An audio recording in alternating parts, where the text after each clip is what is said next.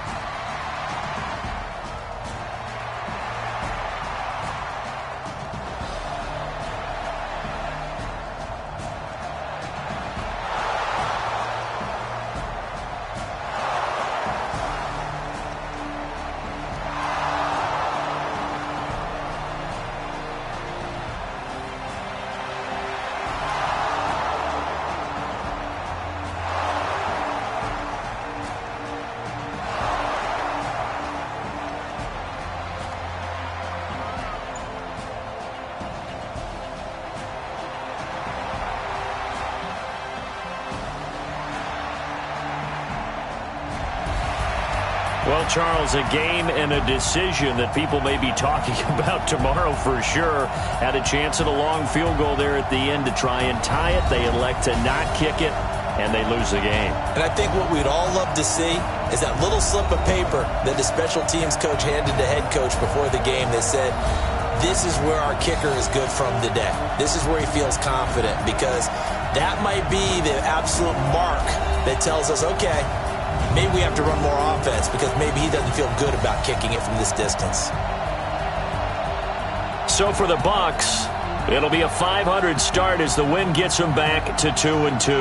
And they'll be able to enjoy this one through the bye week before they get back at it again. Meanwhile, for the Lions, they also will exit this one at 2-2. And they'll try to get back to their winning ways next week as they head to Lambeau to take on the Packers. And for Charles Davis and our entire crew, I'm Brandon Gaudin. You've been watching the NFL on EA Sports.